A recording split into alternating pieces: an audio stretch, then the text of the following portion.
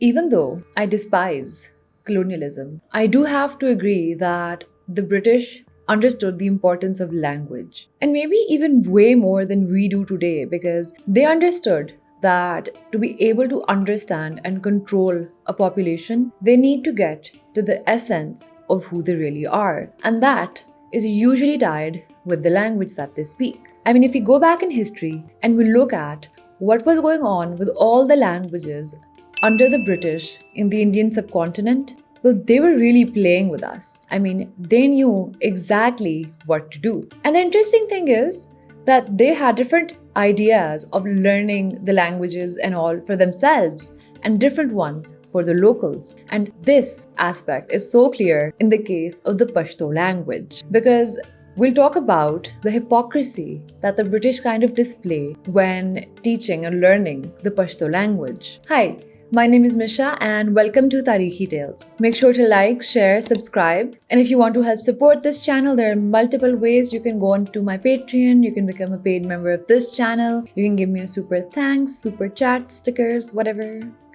Many options. Okay, so we have a report written during the British Raj which talks about the Pashto language, and it states, and I quote, "In addition to being spoken in Afghanistan, it is also spoken by 1,200,000 people in India." The report then goes on to say that Pashto is all important as the lingua franca on the Indian northwestern frontier. If there is any trouble there, a knowledge of Pashto is indispensable. Its political importance can be gauged from the fact that it is studied in both German and Russian universities. It is also the language of our Pathan troops. So you can clearly see from their reports that the British themselves held the Pashto language to a very high standard of importance, and thus they encouraged all of their officers who were to be posted in the Pashto speaking areas to be well versed in the Pashto language. In fact, the official order for this goes as follows. All the Indian frontier officers and missionaries on the frontier must know Pashto. These are many in number.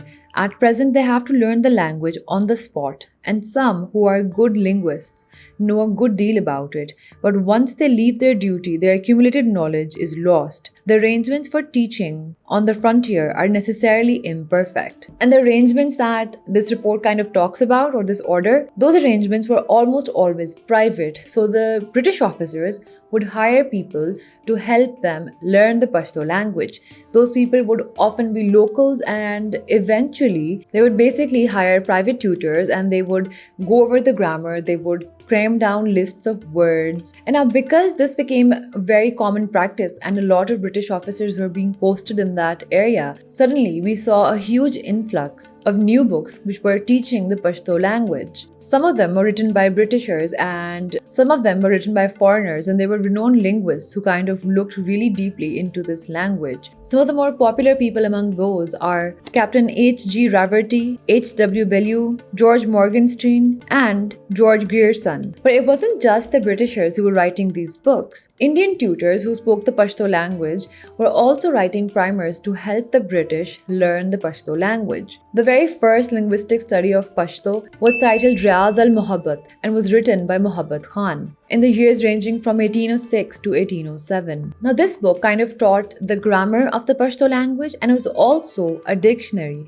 And it wasn't just written out of the blue. Muhabbat Khan especially wrote this book for the then Governor General of the Northwestern Province, George Hilaro Barlow. Now, a brother of Muhabbat Khan wrote another book about the Pashto language. This guy was called Alayar Khan, and he kind of put together a Hindustani/Persian/Pashto dictionary, which was called the Ajaibul Lugat.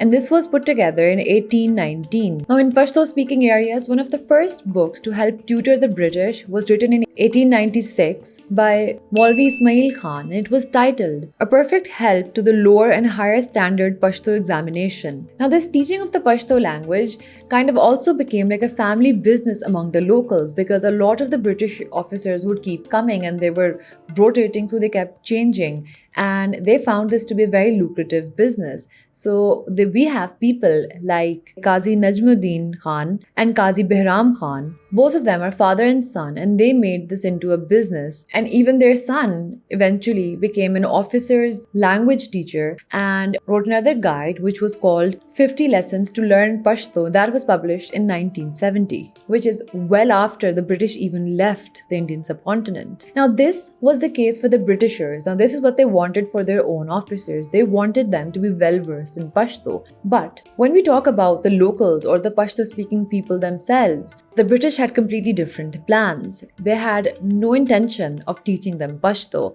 In fact, they actually discouraged the locals to learn Pashto because in their minds and in a lot of their writings, we find evidence that they wanted to Indianize the Pashtuns so that they're much more assimilated with the general public of the Indian subcontinent. Some of the people that we talked about earlier, including some of the English linguists like Raverty, he actually wrote a lot of letters to the British Raj, to their offices, asking them to teach the Pashto language to the Pashtun people themselves so that it can grow. But the Britishers took no heed to that. But Pashto was kind of tolerated by the Britishers in primary schools in Pashto-speaking regions as a medium for teaching, and it was also kind of used for translation. We have an education report which is dated 1861 to 1862, and it talks about this issue actually. It says, "At present, in many of the border schools, all the best a scholar can do is to translate the Gulistan into Pashto after his own fashion. But the teachers are being gradually brought under training in the Derajit and Peshawar normal schools, where they will soon pick up knowledge of Urdu, which they will on their return communicate to their pupils." Now we also have some letters, such as the letter written by the Director of Public Instruction to the Secretary of the Punjab government, in which he basically confirms that political motives had a great share in giving the superiority to Urdu over Persian. But since there was a lot of pressure from the Pashtuns as well as from some of the people among the Britishers to kind of teach the Pashtuns their own language, around the year 1860, there were some initiatives that were kind of started as an experiment to kind of teach some Pashto to the already Pashto-speaking people. And this experiment kind of began teaching the numericals and the alphabets to students of the very smaller classes like the primary school goers through a textbook known as Nisbe Afghani. This book basically contained both Pashto and Persian words, and one of the officers actually talked about this experiment, and he says, "This will enable the pupils to gain a gradual knowledge of Persian, as the book is a vocabulary of both languages in verse, compiled on the same principle as the Khalki Bari." What they basically wanted was that they wanted the students to learn a little bit of Persian as well as Pashto in this experiment. Now, after they were taught the Nisbe Afghani, they moved on to books like Saadat Nama and Qawaid-e Afghani. The Saadat Nama was basically said to be a collection of different stories, and the Qawaid-e Afghani was basically teaching grammar. In the following class, they were basically taught a Pashto translation of Kalila wa Damna or Anwar-e Suhail. Now, all of this education in Pashto thing was only going to go on till class 5. After that, all of that would have been ditched and only Persian and Urdu would be taught. Now, how successful was this experiment? How long did it last? We're quite unclear about all of that because the British do not provide details about what exactly happened afterwards. But we do see that from time and time again that some British officers would be posted in NWFP, and which is now KPK, and they would then kind of start these experimental programs of teaching Pashto at a smaller level, but it was never enough to kind of stick. Another example of such an experiment comes in the late 1920s. An agent of the Quram agency introduces Pashto for children once again. We have an education report dating 1922 to 1927, and it talks about this program like this. An interesting feature of the Quram schools is the prominence given to Pashto, which forms part of the school course for primary classes.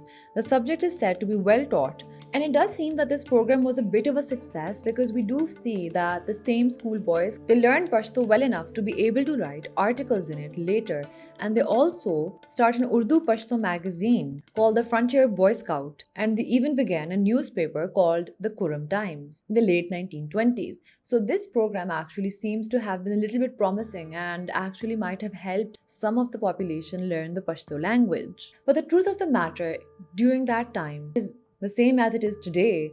The reason that a lot of the local languages struggle is because the demand in the job market and the government jobs is for other languages. And even during those times, the demand was for Urdu and English. And despite all of that, we see some Pashto language movements kind of beginning by the end of the 19th century. Such language movements are usually begun by the intelligentsia, which is the educated class among a local group, because they feel that their language should be protected. Now, even though we had some of these language movements emerging, one thing that kind of stands out during that time period is the state of Sawat. Now, this state existed from 1915 onwards, but the British only recognized it in 1926. And what they were able to do was that even though the British were quite opposed to it, they were able to make the Pashto language one of their official languages, and they made sure to teach it and then also use it in the public domain, like in government jobs and in a lot of the public life.